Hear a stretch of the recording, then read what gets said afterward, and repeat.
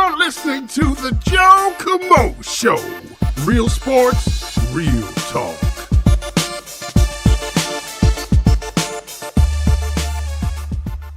Welcome to the show, Matt Ramage. What's happening, man? Hey, I'm doing great. Thanks for having me on. Yeah, appreciate you having on. The first thing when I think of your name, Ramage, I don't know how old you are, but I remember, I think it was Rob Ramage. Does that name ring a bell to you? Do you ever get that? Do you know who Rob Ramage is? No, I don't. Very famous. Actually, my dad's name was Rob Ramage, but I didn't really know him. But yeah, but I don't know a ton of Ramages. Yeah, Rob Ramage was a famous hockey player. I think he was the team captain of the Toronto Maple Leafs. Look him up. He was big name in the late 80s, I think early 90s. I think his name is Rob Ramage. I believe that's the name, but as soon as I saw your name, it just kind of rung a bell. So if there's any old people listening to this, like myself, you guys can be, oh, I remember Rob Ramage. He was, and again, you probably never watched Toronto hockey, so I'm sure that's probably not an interest of yours. So yeah, welcome to the show, man. I wanted you to, come on. I don't know how I stumbled across your profile. My goal is here to get celebrities, obviously, retired athletes, current athletes, but also influencers of teams and ambassadors, anybody in the sports industry. As the show continues to get big, I'd like to have you come back on and just get you more exposure, because I like people and I admire people that are out there hustling and building their brands. And I don't know how I came across your profile. I don't know what I was looking at, or it was through somebody. Either way, I look at your profile. It looks good. You're on Instagram. You got the verified check, and you've got that look. You've got this personality. We'll talk about your look, as we get, longer into the show. But I guess I'll leave it up to you to kind of talk and let people know who you are and what you do. All right. My name's Matt Ramage. I basically, like, how I first started doing the sports thing is just making fun of the Bears, because I'm a diehard Packer fan. So when I very first started doing Instagram, my son was doing the edits, the photo edits Right. people do with the players. And then I was just trying to kind of bonding with him. Like, I'll make a meme page. I have no skill, so I'll make a meme page. So I made a meme page on Instagram, and it was just little jokes, river. And then I gained a following, starting to go a little bit. And then it got boring though. So I was like, I'm just going to start doing what I do, like make videos, mess up my eyes, make jokes, talk about the Packers. And then it started to grow and grow and grow. I ended up getting verified and on Facebook too. And then now, dude, but like, I'm just having fun. Like, I'm just a fan. Like, I'm not like trying to be like a reporter. Like on Facebook, right. I give news that I see on Twitter, but mostly I'm just screwing around and messing with the rivalries, the Bears and Vikings, trash talk a lot. And it's just fun. Yeah, so let's get it out of the way. You mentioned your eyes here. So what exactly happened with your eyes? What kind of condition is that? I guess you're born with a situation where your one eye is, people might say it's lazy eye. Like, what do you call it with your eye? I think they call it a lazy eye, but like I went to, because my eyes have been like this my whole life. I never went to an eye doctor because I really didn't care. Like I could see all right, but I went to a Shopko doctor, which is kind of like a little Wisconsin Walmart. I don't even know if they're around anymore. Right. But and I had him test my eyes, and he actually said, he told me what it was. He's like, what it is like everyone has two eyes, and they make one vision. My eyes they make two visions, so your brain shuts one off because you can't see two things. And so then one just kind of goes lazy. But he told me, he's like, I can't help you, bro. You need to go to a real eye doctor. But I went in there like just screwing around. It was $30 to get your eyes tested just to see what he would say. And he was like, yeah, I can't help you. But that's basically what it is I was told that if because my right eye is my prominent eye. So if something happened to my right eye, like I got stabbed in the eye or something, my left eye would go back. It would start working again. It's not like broke, it's just shut off, I guess. But yeah, that's what I've done. Like I was on Vine when Vine was a thing, and I would make fun of my eyes. I had a decent following there. It was like 20,000, and I would just make jokes about myself because I don't take it serious. Like I know a lot of people in my comments, like they try to get me, like Bears fans. They're like, yeah, you're a cockeyed, this and that. And I just, dude, I love it. like, yo, I make fun of myself. So I know that, they can't hurt me. Names don't hurt me either. I mean, people make fun of me in certain ways too. I don't have the lazy eye, but they make fun of me in other ways. I'm actually, I get a lot of hate. Let's put it that way, because I'm very open with what I say. So, I mean, you got to read the comments that I get. I mean, I wish you die. You're scum, you're trash. I mean, there's a lot of good people, but it seems like the assholes are a little bit noisier sometimes. I don't know if you notice that too.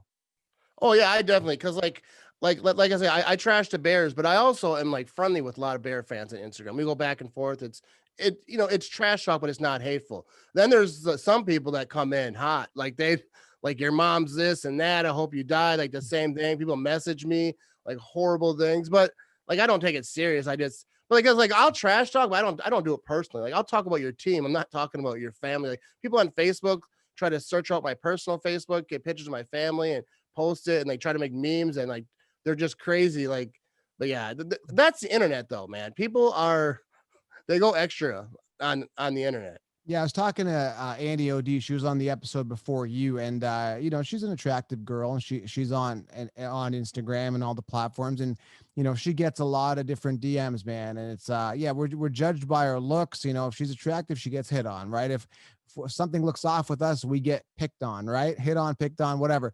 But with you, I genuinely think, and again, I'm not just trying to be a nice guy. I just speak my mind. One of the main reasons that I brought you on is because of your unique look. I just thought that that's a good branding play. I think it's huge. You have that unique look. It's memorable, and you're using it to your advantage. And personally, I would do the same thing, because I'm an entrepreneur, and I think it's actually a strength, if anything, really. Oh yeah, and that's what I like. Even like when I was a kid in school, I remember someone told me like one of my uncles told me because everyone like would make fun of me about my eyes, and he was like you're original. He's like turn it on him. He's like because I would make jokes at home about it, but not at school because I was embarrassed in front of everyone at school. And he's like do that at school and turn a weakness into a strength. I mean he didn't say quite those words, but that's basically what I did. And then when I started doing the social media thing, I was like they're gonna attack me anyways, but because of my eyes, if I go on video. So I might as well have fun with it. And really like that's what I've been doing my whole life with my friends. So why not do it on video and take advantage of it? So what is your story? Are you a Bears ambassador? How did this start? I want to dive into kind of what you're doing too, because again, I find that, and this is me, I like to give my constructive criticism. I just think out loud. I speak my mind. I literally have no filter. So what I think, again, before you get into kind of what you're doing, what your story is, I think that you could be a more of a national brand. I think you can go across and be bigger than you are. I think this is again my opinion. You don't have to take it, but I think just focusing on the Packers is limiting you. So are you just focusing on the Packers? Or are you looking at broadening the brand? Yeah, I've actually been talking to my brother-in-law about this because I do the podcast thing, he doesn't, but we talk football all the time. I was like, you should come join me. He knows a lot more about like the gambling side of football. He does a lot of those other, those things. We can talk about that. And like I want to talk about other teams because I know about other teams and kind of like broaden a little bit. Like I'm a Packer fan but yeah, you definitely like limit yourself. So I think eventually because I want to grow. I want to do all the fun things. I want to there's so much more to talk about than the Packers and but like I would always keep it Packers because that's my team. But yeah, there's definitely ways to broaden it. I totally agree. I don't want you to put all your hope in me, but one of my secret missions here with building this show is that 3 years could be 1 year, could be 5 years, could be 10. One way or another, I know with me personally, I will succeed to a level that's unseen of in the sports industry. So if this can help you, and I want you to come back hopefully again to the show, but hopefully, when I do blow up, we can go back and archive and come back to this conversation and say, I brought in Mr. Ramage. He was on the show. Hopefully you've advanced in your career. We can look back and say, I was on the Joe Kamo podcast when we first started, like episode 7, or I think we're on episode 8 now, which is, it's flying by. It's been really, really exciting. So yeah, my goal is to help brands like yourself continue to grow, get more exposure, because I really want people to succeed. I just think that the mainstream garbage is out there is literally just garbage. And I think that people like you and me, you and I, we're just doing things that it's a little more unique. And I like the uniqueness of you. You're not wearing a suit. You're not wearing a tie. You don't look like an Ivy Leaguer. I don't look like an Ivy Leaguer. I'm just wearing a backwards hat, chilling out, in my studio, just hanging out. And that's what we need more of. And I think that's what hopefully we bring more of if we keep going. So I don't know what your thoughts are on that. Like, are you looking to have a white collar job, or are you comfortable building your own personal brand more? Yeah, I definitely don't want to have no white collar job because I always yell at everyone because on Facebook I report a little bit of news that I see on Twitter like, hey, this happened to Packers or whatever. But I make it very clear like I am not a reporter. Like I do have no needs or wants to be reporter. I would like if I could have my way, I would just have a podcast. I do live shows on Facebook and YouTube, and just talk football with regular fans. And I've been saying that for a while, like with the media, like people hate like certain people in the media. Like, dude, we don't have to watch these people. Like No. anybody can start their show. There's a lot of people who aren't the typical, suit guys. And I mean, there's certain guys, beat writers that we have to get our news from because they're there with the interviews. But like anybody can just talk football. You can listen to so many people. Doesn't matter what team that you're rooting for. If you want to watch people talk about all of them or just certain teams, there's so many people out there that are good. Like yourself with fantasy football thing. Like people don't have to go to these, the elite, whatever. Just go to people who are just talking real, like everyone does at work. Yeah, I mean, now they can do that, but I mean, 15, 20 years ago, I think we were kind of limited to channel 3 to 10 on our TVs, Yeah. I mean, whatever they gave us, we kind of had to feed it. But now we've got so many platforms, we can have voices heard, talent emerging out of this. There's TikTok stars now, which is crazy. So yeah, I'm very grateful to have these type of platforms. Let's talk about the rivalry here. I mean, the Bears, Packers, this year, I think after like 1 or 2 wins, and again, I have no bias. I like the Packers. I like the Bears equally. Like I don't have any, this is not biased.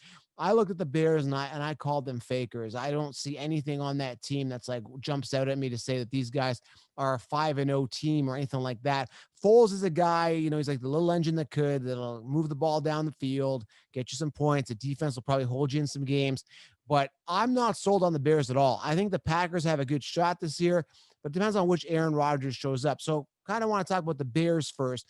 Do you think, in your opinion, because obviously you probably live and breathe and follow the Bears because you have a hat on that says Bears still suck. Do you think the Bears are the real deal this year? Or are they pretenders, honestly?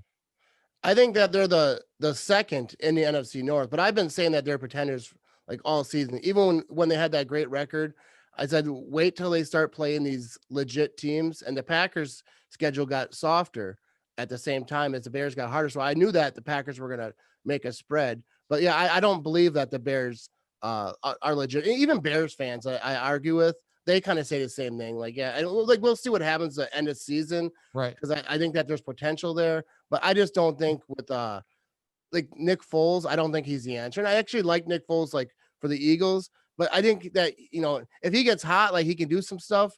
But I just don't. I don't see the Bears as a scare for the NFC, not even the NFC North. I got to ask you, what is Aaron Rodgers' problem? And what I mean by that is I find that some games he shows up and some games he doesn't try. So I started noticing this pattern back in like 2000. I think it was 13 or 12 or 14. I can't remember what year it was. So I just remember I had a parlay. I had like a 9-game parlay and I had every team right. Like I had every spread right. I don't remember who they were playing. I know it was like, I think it was a home or away. I don't even remember, but Aaron Rodgers was playing. I needed them to win. And my ticket, I probably would have won $50,000. Because he lost that game, I lost a huge amount of money. Not even lose it. I could have potentially won a large amount of money. So I found in that particular game, his physiology, and I see him continue to do that some games. His physiology is down. Once he gets behind, he starts slouching. It's like, I don't know, it's like 3rd and like, I don't know, 8, and he runs the ball, or it's like 2nd and 12 and he runs the ball, or not him running it, but he hands it off to a run. He doesn't throw it, and his physiology is down, and it looks like somebody pissed in his cornflakes. Like, what is the deal with Aaron Rodgers? Do you find that he's a momentum quarterback? Like, or am I just talking on the master? Do you find this kind of trend with him in certain games as well, where he kind of slouches and gives up? I think like when McCarthy was there, like towards the end, there was definitely some, like, I don't think he loved some of the play calls, but like, I don't know, like with LaFleur, I feel like his attitude is up. He's up. I think that, I know that that's a big criticism on him. People think that he just gives up, but like even that, the Vikings game, like at the end, I feel like they were fighting. A lot of people said that they gave up, but I don't know. I feel like he's fighting, but it's tough because like with Rodgers throughout his career, he hasn't had a defense. So Right. sometimes I feel like he goes all the way down there, not this year, but like, whatever, 3 years ago, even this year, the defense, the Russian defense isn't there, but I'm just saying, he'd go all the way down there, like that Cardinals game, that playoff game way back when, and then the defense just gives up a big touchdown. So I think some of those teams, maybe he doesn't trust the defense. I don't know. I am a little bit biased as a Packer fan, that I will say, but I don't see it as much as like Rodgers giving up. But yeah, there's definitely, I get what people are saying about like sometimes like his attitude or whatever. But I feel like certain quarterbacks get viewed differently. Like Brady goes on a sideline, which I like Brady, but Yeah. sometimes he goes on a sideline, smashes his helmet, throws stuff around. If Rodgers did that, I feel like he would get slaughtered by a lot of media and the fans. Yeah, because I don't think we're used to him doing that. It's kind of acceptable Yeah. for certain players to do that because that's what we've come accustomed to. Guys like Odell Beckham, guys like that are kind of a bit of a drama queen on the sideline. I'm not saying Tom Brady's a drama queen, but we know how tough his work ethic is, and we've seen that type of behavior. So it's literally not a surprise. But I mean, what happened to the defense when they were playing the Vikings? I know Cook is good. I'm not a Cook fan, and it's because of fantasy, because he screwed fantasy teams 3 years in a row, constantly getting hurt. And I don't think he finishes the season out. But that game, I think a couple weeks ago, when Cook ran for like 4 touchdowns, or there was like 3 rushing touchdowns and a receiving, it's like, why doesn't the defense see it? You know the defense better than me. Like, it's one player. Like, okay, it's gonna go to Cook. Like, why can't we just stop the run? What is the issue with the Packers defense here, particularly in stopping Dalvin Cook that game? Yeah, like the Packers defense, the rush defense this year, like has me like really confused. Like I don't get, like, especially that Vikings game. There's one player on that field that was at all a threat. Like no one's worried about what Kirk Cousins is going to do. No one, there's not really I mean, Right. there's some guys, but like Cook is the only guy that you have to worry about. And they couldn't stop him. I don't know if it's bad leverage. I don't know if it's bad scheme. Like that's like the whole trivia question for Packers fans. Like why is this, like, I'm not the smartest guy, like football guy, like scheme. Like, I don't know. A lot of Packer fans want Patton fired. A lot of guys like are blaming players. Like, I don't know really what the problem is, but if they don't get it fixed, it's not gonna be beneficial when you start playing playoff games against these teams that can just pound it. Yeah, it looked terrible, man. Just focus on the one guy. I mean, 1 touchdown, okay. 2 touchdowns. All right, now we got to start focusing on this guy. 3 touchdowns, but 4? I mean, it was just insane. I mean, I would have been pulling my hair out if I was a Packers Pat fan for that particular game. It was absolutely terrible. So yeah, I mean, this year's been crazy with injuries. One more thing with the Packers I want to talk about here is I don't think you have a good wide receiver too. I don't think guys like Scanling, all those guys, they're just not guys that get it done. When's Lazard coming back? And do you agree that Lazard is needed as a wide receiver too there? Yeah, Lazard is definitely needed. And I heard he's practicing, so I'm hopeful. The Packers are pretty quiet. Like LaFleur is kind of like Belichick in a way where he doesn't give any info that he doesn't have to give. And but I seen that he's practicing and he's been practicing. So with this mini bye kind of, because they play Thursday night, I'm Right. hoping that he comes back next Sunday. But yeah, the Packers are really careful about keeping guys out almost longer than they need to be. But yeah, they definitely need they definitely need him back. Do you play fantasy football at all? I used to. I actually took the last couple of years off, but next year I'm definitely going to get back into it because me and my brother-in-law are working on some stuff. So It's so funny when people take years off. Is it that stressful to you? What caused you to take a year off of fantasy football? well, I played it for a long time, and then like the people at work who I played it with, there were drama queens about it. There's always some argument, and it was always like, the commissioner did this and he okayed that, and they were always arguing. So I was just like, whatever. And I was going to do my own thing, like NFL.com or wherever. And then I was like, well, if you're not playing with friends, like it's that's the good part of it, is just trashing everybody. Right. So you get DM'd a lot, right? I want to switch tangent here over to DMs. Do you get DM'd a lot, and what type of DMs do you see? Because I was talking to Annie, I think the other day, and she was telling me she gets DM'd a lot. And I kind of brushed upon it. Now I get DM'd a lot about fantasy. Who do I start? Who do I we're talking fantasy, so it got me thinking about this.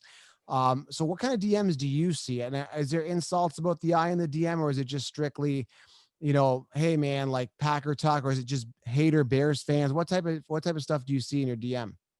It's basically all the above. It's I get a lot of, even some people ask me about fantasy. They'll ask me about the Packer players, like should I start this player or that player? I get if I make a video trashing the Bears or trashing the Vikings or trashing whoever, then I might get some DMs. People like just let me have it, like you were wrong, or like they'll like DM me an old video, because I don't delete any video. So if I say something and I'm wrong, Right. I'll own it. So they'll DM me like some 5-week old video I did, and like, you were wrong, you're a piece of this and that. And but yeah, a lot of it is just who should I start. Even though I don't talk fantasy, people, I know about the Packers, so even if they're not a Packer fan, they'll ask me. a lot of insults. A lot of people asking me for a free hat because I sell hats. Hindsight's always Nothing 2020 crazy. though. Like, sorry to interrupt, but like hindsight's always 2020. I don't want to forget this thought. When you said they come back and say, "Oh, you said this, you said that," I get that all the time, and they're like, "Oh, this didn't age well." I'm like, Oh okay, yeah.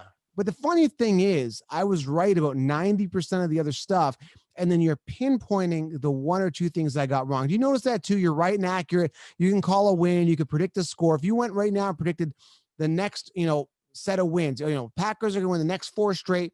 They're going to win by 3 or more points in each of these games. It's going to be won by XYZ, and you nail every single one, but you get one thing wrong, and they're going to focus on that one thing wrong. Do you find that as well? Oh yeah, definitely. Like first game of the season, the Packers played the Vikings, and the Viking fans were real loud. They were like telling me, "Oh, Vikings are gonna destroy it. They're gonna run the division. They're gonna do all this." And I said the Packers would win by 30, I think. Mhm. And they ended up putting up 40. I forget the exact score, but like I was right. And then I think it was the Tampa Bay game when I said the Packers are gonna win. And I think I said it was going to be close. I forgot exactly what I said, but then they're all coming at me. Oh, this didn't age well. I get this didn't age well on so many of my posts that like it's hilarious because anybody like I was even talking to a Bears fan. I was going back and forth, and I forget what game it was. He said, "I'm going to wait till after this game to say something." I'm like, "Why wait?" He goes, "I just want to make sure I'm right." I'm like, "Then what's the point of saying it?" Like, dude, I'll say stuff. If I'm wrong, you can come in my comments and tell me I'm a Right. idiot or whatever. Like, I'm not going to delete it and be all scared. They're just words. This is what we're doing, but it's trash talk. It's so funny, eh? Like everybody's a keyboard warrior, and the Yeah. amount of haters that are out there. And like I said, I think they are the noisiest ones. And again, I'm very open, but I just think that society. I was talking about this to the other guests. Like I find society and media and just everybody just being really soft these days. It's like like I said, what I call snowflakes. Like I just say players suck. If they have a bad performance, particularly in fantasy, I say they suck. Yet so many people, including players, get really, really offended when I say that. And, I look at it as like, hey, you're responding back. So I win anyway. And I'm sure you get that too. The fact that they're even commenting and hating shows that you're actually doing something right. So I like it. I think it fuels my fire. I find it entertaining. I mean, mind you, the first year I actually would kind of get not upset, but I'd be like, oh, screw you too. I kind of get a little defensive, but now I'm just kind of like, I actually find it kind of entertaining. Do you find it like, how do you feel about it? Yeah. I like just today, because I get this a lot because I'm verified on Instagram and Facebook. How So are you every now and verified? How are you verified? yeah, Eh? I got that today because I comment on like ESPN posts and it'll say something about the Packers, and I just troll. I just say something that I know because I Yeah. know most of that audience aren't Packer fans, so it's people that don't know who I am. So I'll just say something. Aaron Rodgers a goat, whatever, Yeah. and they'll just go nuts. And some guys like, "How are you verified?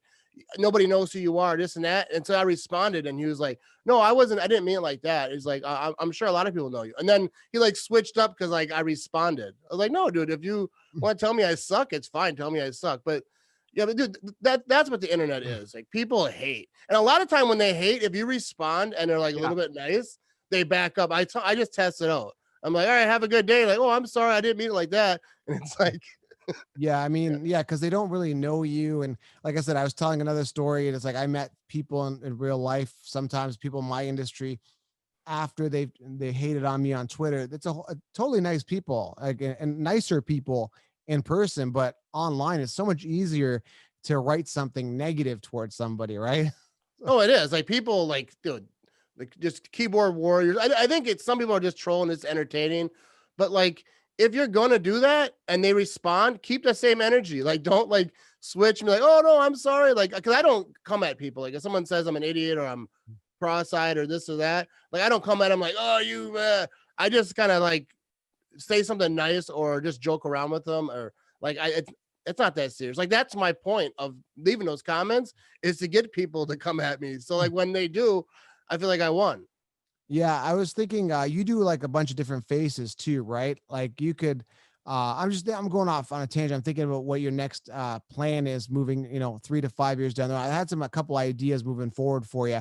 Because I'm thinking about these haters. The bigger you get, the better it is for you. And then the more they're gonna hate, the haters are gonna hate you more and they're more jealous. And I just like to be more successful. So I was just thinking of an idea here for you. Why don't you do like I saw a couple photos where you do like a cross-eyed thing, right? Yeah, I can like I don't know if you can see, but I can make my eye like I can make one go down. I can make him do silly things. I can I make can't do him. that. I want to be, I can't do that.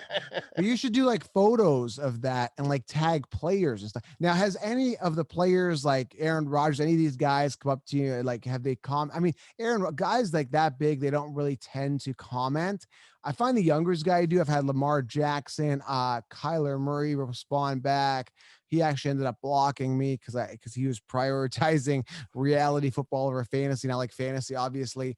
I've had a lot of players, but a guy like Aaron Rodgers, Brady, they're harder to get a hold of. They haven't responded to you, have they ever? Well, I have like some players follow me. Like Preston Smith follows me. I actually went bowling with him. Uh Haha Clinton Dix came to my house. We did a podcast together. Really? That's I cool. I used to make videos. Like one day, Haha Clinton Dix, he made a shoe phone video where he had a cleat and he was joking around like he was talking to someone on his DM or Yeah. on his Instagram story. So I cut it, made a video, and like I was talking to him, and I had a cleat phone. So then he reposted it, and then we started talking. And then every now and again, he would just send me little videos of him talking to his cleat phone, and I would try to make it funny. So we did that for a while, and we got to know each other a little bit. And then they traded him, and that really screwed me up. But yeah, like there's a lot of like Aaron Jones follows me, Jamal Williams follows me. A lot of the players follow me. They don't all talk to me. Like Yeah. Preston Smith, I talked to him a little bit. We went bowling together. But yeah, Aaron Rodgers has never commented on anything. I always wonder like if he's seen any of my stuff. But I actually met him. I was at a charity softball game for the Packers. I was like the celebrity umpire, they called it. Right. Uh, I screwed up bad, What and I happened? screwed up Aaron. I wasn't really paying attention because I was watching all these players. Because I was like, wow, this is crazy. I felt like I wasn't supposed to be there. Like there was, all the like Zadarius Smith, who they just signed, is in front of me. He's just like a huge man, and it was someone slid into second base, and I was like blacked out. Like I was just like out of my mind, and I missed the call. And they're like, "What's the call? What's the call?" And I was thinking in my head like, "Yo, I got a 50-50 shot of being right here." And I was wrong, and Aaron Rodgers was giving me the business, but they did it jokingly. It was for charity.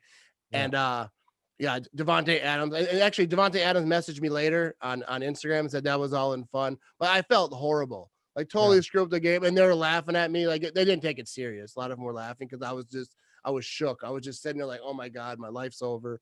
But it was fun. It was a really crazy experience. But yeah, I've got to do a lot of from doing this social media stuff, the amount of players I've got to talk to, even on Instagram or meet in real life, is just it's insane. I met the running back committee there. I met Williams and Aaron Jones in elevator. I was I'll tell you, share the story. I was in a fantasy football convention and it was in Dallas, I think. And then all these athletes came out to there and obviously do signings at this big event. And we're all staying at the same hotel. So I come out of my room to go to the lobby and they're there waiting for that same elevator, but I didn't know who they were. Cause again, like, some faces you don't really know, especially this was years ago. I think it was like their rookie year or their second year. And you don't really see some of these guys unless they're like big names like Odell and you see more of their face on mainstream media. So they're always under a helmet, right? You don't really see them. But I could tell these guys were athletes and I'm like, okay, who do you guys play for? What team? Is like Aaron Jones and Williams. And they're really nice guys. I don't know if you met Aaron Jones, but he's a super nice guy. Like he called me sir and everything. Like he's super respectful. Yeah, he's like known as like one of the nicest people in the world. Like there was someone, he was in the airport, I think in Green Bay, coming home or leaving, and there was a pregnant lady pulling her luggage, and he got her luggage and walked her to her wherever she was going. So like there's like stories like that. Aaron Jones, just how nice he is. And yeah, he calls everyone sir and ma'am. He's just the most respectful guy. And that's like what he's known for, is just. And then Jamal Williams is just hilarious. Like you probably don't see it as much, but like their little interviews, like he's just so funny. Like anyone who's listening or watching or whatever, you go any interview that Jamal Williams does, he's always laughing. He was on NFL Network, Good Morning Football, whatever, recently, and people loved it. But he's always dancing pregame. That's what he's known for. Like those guys together, they're just like best friends. They talk about it, how they came up together, and they're like they know each other's families. They're just so close, and yeah, they're good dudes. Has AJ Dillon ruffled any feathers there and part of a committee? Has he tried to like get in, not ruffled feathers like in a personal level, but more in regards to a committee and a fear of him taking the job? I like a couple runs that I've seen with him. I didn't see anything outstanding. What are some expectations out of him? Is he Aaron Jones' replacement, or is he going to be a guy that's always going to be a third stringer there. The Packers say that they're working on something with Aaron Jones. I don't know the details, like what they are, obviously, but I think it's going to be tough to have Aaron Jones, Jamal Williams, and AJ Dillon there after this year. You would think, because Aaron Jones and Jamal Williams are both free agents at the end of the year, Right. and I don't know what kind of money Jamal Williams will gather. Like I think he's doing good, but like I don't know how teams view him. Like, is he going to be a starter? But I like him, so like, I'm biased as hell with that. But yeah, AJ Dillon, like as fans, like a lot of fans who I follow on Twitter and all these people talking, like, nobody wants AJ Dillon to overtake them now. Like there's no hate on AJ Dillon. Like he's young, see what he can do. But like the love for Aaron Jones and Jamal Williams in Green Bay is real. But I don't think that like I like AJ Dillon. We'll see what he can do. But like this year, like I don't think that nobody wants him stealing reps from those two. But I find that Jones hasn't finished the season. He just always gets banged up one way or another. It's crazy. So that's a problem to me. If I'm an owner, would it not be a problem for you? Yeah, like you want guys who are that play that are on the field for the full season. That's where it comes into. And running backs, they get paid so much, but like there's always guys. I don't know. A lot of guys don't want to pay running backs, and I get that because there's guys coming up. I wouldn't say they're a dime a dozen, but like the great ones are great. But like, I don't know. You pay a running back, like they're already paying Aaron Rodgers. Devontae Adams is going to want to get paid. There's a lot of David Bakhtiari. There's a lot of guys in Green Bay that got to get paid. So they have a lot of decisions to make. All right, let's talk about the GOAT talk at wide receiver this year. I mean, Devontae Adams, was it Devontae Adams that came out and said he's the best wide receiver? Am I wrong, or did something come out like that? Well, he was asked, I believe. Okay. Do you think you're the best wide receiver in the league? Because I know a lot of people were saying like he's arrogant and this and that. I was like, well, they ask you, and most wide receivers are going to say that. And I love Devontae Adams. Like I think that there's like however many guys you put on top, and they're all interchangeable. But yeah, he did say that when he was asked, like, yeah, I think I'm the best. I hate when people ask that. Are you the best wide receiver? No, I'm not. I'm not the best wide. Like, what are you expecting him to say? He's obviously going to say yes. Now, if he says no, I mean, that's just like, do you not believe in yourself? Right. Like, I mean, if you ask a third stringer on, let's say, the Cleveland Browns or the Jacksonville Jaguars, you're like, hey, are you the best wide receiver? Like, I don't think anybody asked those people that question, mind you, but I guess they asked the people that they think could be the best wide receiver. But like, you're not going to get, I don't think anyone's going to say, no, I'm not the best. I think that 5 other people are better than me. I lack confidence. Like, I think it's kind of a stupid question. Yeah, I agree. Like they always ask, like wide receivers, like I think no matter who you ask, they're gonna say, yeah, I'm the best. If you're a number 1 wide receiver in the league and you're considered top 5, top 10, obviously they didn't get that far by doubting themselves. They believe that they are. And Devontae Adams has every right to believe that. I don't think it's like I don't know. I'm not saying that he is. Like it's a very, very small group of guys who are you could say is the best. Right. And they're all going to say that they're the best. Like you're saying, any number 1 wide receiver in the league, I bet you would ask, he would say, yeah, I'm the best. Yeah, I mean, the debate is Julio, Hopkins, Adams. I mean, Antonio Brown coming back. I don't know if that chemistry is going to be there. And I don't think the volume is going to be there for Antonio Brown, especially with Godwin and Evans there and Gronkowski. You're just not going to see the 168 targets that you saw with Big Ben in a year. It's not going to be there. So I think it's got to be a toss up between those 3. You could make an argument with Tyreek Hill, but again, he is kind of hit and miss. There's a lot of targets there as well with the Chiefs, including Kelsey and Hardman and all those guys out there. So, I mean, do you agree that that's probably the 4 right now? Am I missing somebody that could be the greatest right now? I know a lot of people talk about Michael Thomas, but he's been hurt. Sorry, how did I forget Thomas? He's been injured. So that's my fantasy mind. Yes. He's been banged up. How did I forget him? Yeah, you could make an argument with him as well. So yeah, I mean, it's those 5 right now, honestly. See, my thing, like with like defending Devontae Adams, is like a lot of people say like he's the only guy, so like you should be able to double him and take him out, but they still can't. So I mean, the Packers did do well when he's gone. They figured it out. They wouldn't without Lazard though. He was out those games, but they had Lazard. And I think LaFleur is good at scheming to get guys open, but Devontae Adams should be your number 1 focus point on the offense as far as passing goes, and he still puts up those numbers. So what is your prediction now with the Packers? How do you think they finish this year? What's the road to them? Are they the real deal? Because I think they're true contenders. There's other teams that are obviously contenders, including the Steelers, including the Chiefs. Buccaneers were up there in my power rankings after that game with the Saints. Having my doubts, man. I'm really having my doubts. I don't think the Packers are pretenders, but can you lay out the projection for the season, how they finish? Is there an actual Super Bowl? Anything can happen, right? Any team can make it, but except for like the Jets. The Jets are screwed. Aside from them, there's a lot of people that have a chance. There's some dark horses here. Can you project out what's going to happen with the Packers moving on for 2020 here?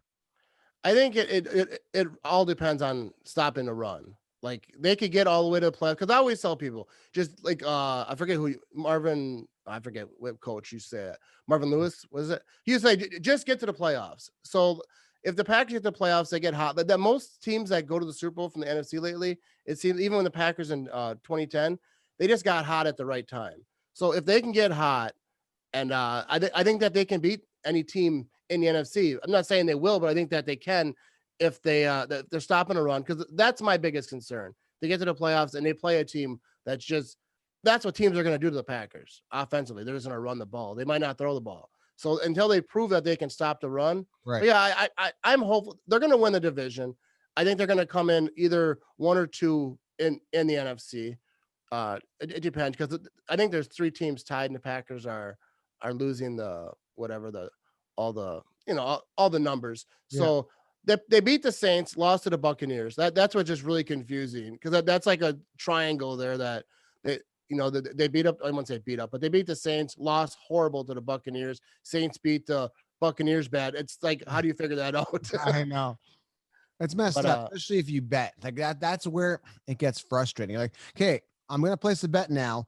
Now this team is playing this team, but this team lost to that team last week. They should theoretically beat this team. And that's where it's like, oh my God. And then you get screwed because the team that you projected based on what you've seen is supposed to win, doesn't win. Hopefully you followed me on that. I know it's kind of, but yeah, I mean, you're supposed to win. You beat that team. You should beat this team, right? It just logically makes sense. Then you get screwed, similar to Aaron Rodgers screwing me in my point spread, 4 or 5 years ago, whenever that year was, where he didn't look like he was trying. So yeah, that's a challenge. I've kind of gotten away from sports betting. I play more DFS now. That's a challenge. Did you ever play DFS?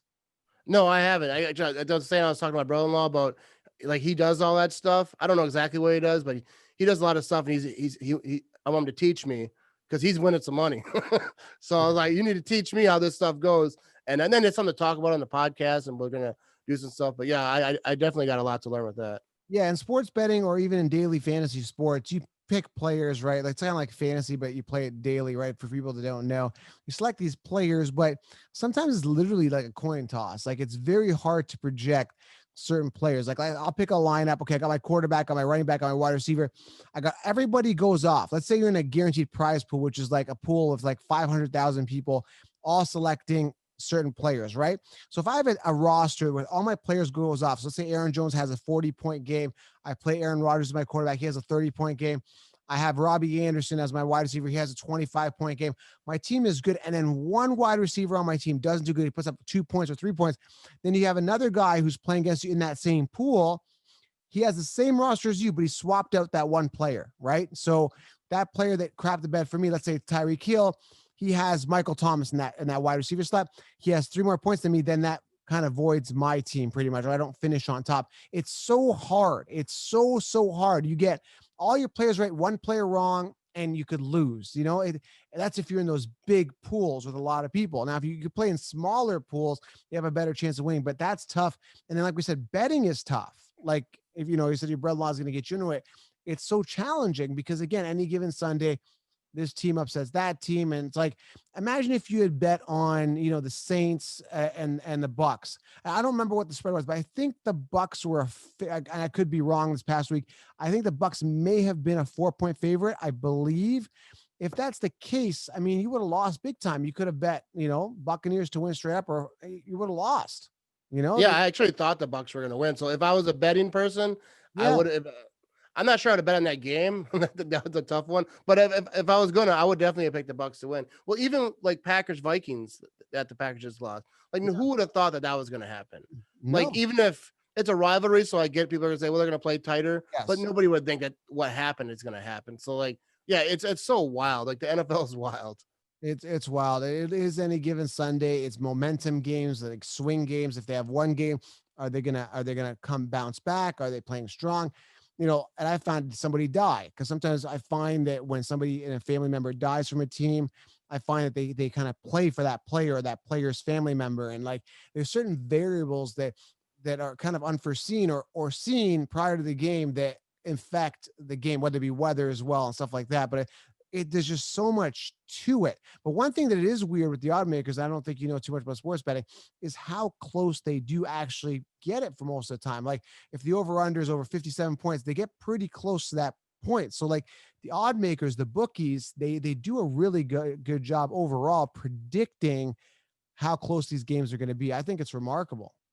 Oh yeah, definitely. Like I used to do these picks at work, and I was like known as the worst person like picking games Yeah. because I would like think about it hard, and everyone else would just be like, a lot of them were people who don't even watch football that much. I just like to gamble, and I would like look at like, yeah, I know these teams, and they would laugh at me because they know I do the football thing, and I would be like the worst picker, and I stopped doing that. I was like, this is getting embarrassing.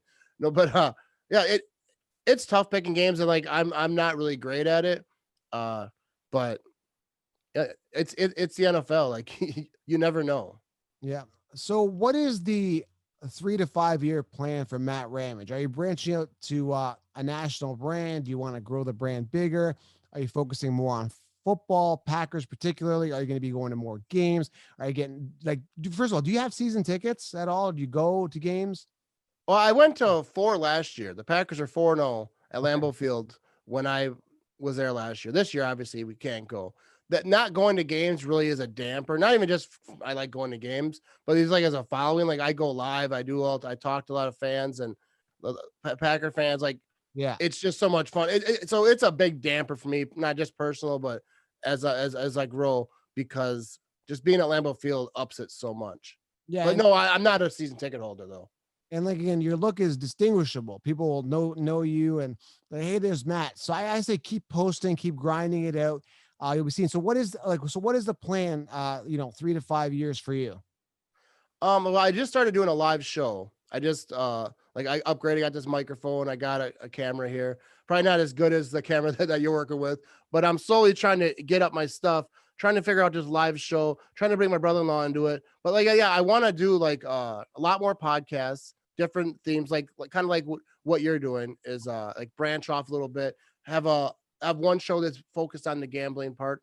So people that like that. I want to start bringing in some rival, like bringing some Bear fans. Like I brought in a guy, I think it was a Viking fan who trolls me on Twitter all the time. So after the Vikings game, I had a few beers in me and he was trolling me. So I was like, well, if you want to talk, come on live and talk with me. Right. And then he's like, okay. And I was like, oh, I didn't expect him to say yeah, but it was fun. And so after that, I was like, oh, I think I should do it more often, bring in and kind of like debate and have fun. But I just want to keep going. Like I really don't have an actual plan. Like I need to get one, but like I just want to keep podcasts and think of different ideas. Creating more like on TikTok, I make jokes in my eyes. I'm on there, embarrassing my kids. But the same thing I was doing on Vine, I do on TikTok. So I'm trying to grow a gathering, following everywhere I am. Yeah, I don't bring any people on live anymore on Instagram. People are very immature when they come on live. I had Yeah. one guy, I don't know, he must have been, I don't know, young guy, 20s maybe, late teens, just immature, man. Just I put him on live. He requested to go on my live because I'm referencing your story here when someone he said, come on, let's talk about it. I just can't bring fans on. When I put him on live, he mooned the audience. So I'm just like, you know what? And then I immediately shut it down. It's just people are immature, and I'm trying to do a nice thing. I'm trying to interact with fans, bring them on, expose them on my audience. Hey man, who are you? And again, most people are good, but it's just the bad apples that kind of ruin it for Yeah. everybody else. Well, yeah. Well, that guy, I've known him for a while because he trolled me for a while. And then one day we end up having a conversation. He's like, oh, I actually like you. I just like trolling you. I'm like, oh, all right, I respect that. And he makes like little GIFs of me, puts my head on different characters, smashing into walls and stuff. So like, yeah, I knew him. Like, I agree. You can't just bring on. I get people ask me, "Let me come on your live show," and eventually I want to start doing phone calls. I'm starting to get. I got a mixer now, so maybe bring some phone calls in. But yeah, putting someone on live, like you don't know what they're gonna say or what they're gonna do. Like people, like you say, they're immature, they're hammered, or they're just acting like an idiot. I'm checking your Instagram. I like your logo too. Who did that logo? Is that a private company, or you could send me that information later? Or can you let people know? Because I really like your cartoon they did there. Actually, my friend, I think, got that for me. He went to Fiverr, that Oh, app okay. that you Yeah, can yeah, have. they got done there, eh? Yeah, a friend of mine did it. Like I think it was like a birthday, and he's like, "Hey, here, happy birthday! I paid for this to get made for you," and it really turned out good. And I've been using that. Yeah, it looks really, really good. Like it's professional, it's memorable. Yeah, it's Matt Ramage guys underscore on Instagram. Make sure you guys follow him there. And if you want to see his eye, I don't know, it's been a draw to a lot of your fans. Check my YouTube channel. I know a lot of people listen on audio, so make sure you guys go to my YouTube channel. I'm posting my videos right now on both my fantasy football counselor subscriber page on YouTube, but also my Joe Kamo show on YouTube. So make sure you guys go subscribe to the YouTube channel as well and follow Matt Ramage on Instagram. Now, do you have an actual podcast now going? Yeah, I have a podcast that's called Ramblin' Matt Ramage. Mostly like I've had Tom Crabtree on. He's like the big one. He's a former Packer. He's like a beloved Packer fan or a Yeah. Packer player, and he's not one of the superstars. He's a tight end. But he won a Super Bowl. But anyways, with him and I go on together, people just love it. But yeah, I'm working on some new stuff. But yeah, Ramblin' Matt Ramage podcast is where you can find all my Packer stuff. You could do a lot with that name Ramage. Ramage is going to do some damage, or Savage no, that doesn't rhyme. But yeah, you can do a lot of stuff with it. I mean, you could do like damaged goods, and you can make fun of the teams that lose the Packers, Ramage, damaged goods. I don't know. I'm just thinking Yeah, I out like loud. that. I'm always thinking from a marketing standpoint, but I think you got a good foundation to continue to build on for sure. But again, I think you should somehow, without losing your existing audience, branch out with your brand and do some other cool stuff with other teams. Because again, a lot of people may not follow you because they think that you're just a Packers guy. Does that make sense? I don't know. Oh yeah, I totally agree. Like you have to. I was talking to people about this, about slowly start doing segments. Okay, let's talk. We're gonna talk about the Packers, but now let's talk about the NFC East. Maybe not them because that'd be boring. But you're bringing another division, kind of talk about them and try to like, slowly expand. I think most people, even Packer fans, like if I listen to a Packer podcast and they start talking about the Cowboys or the Patriots or whoever, I'm not bored. Like if it's good, like you're talking. I love football. I love all of it. So like I agree. But yeah, I think what I got is I didn't really know. Like I was just screwing around and got a decent following. So like I'm just trying to figure out like how to take that to the next level and keep it moving. Yeah, you just got to hone in, man. You got to focus. And again, if you're just dabbling and you got that, that's pretty good. Now imagine if you focus, right? Yeah. And I noticed you told me you got the new mic, which is a nice mic there.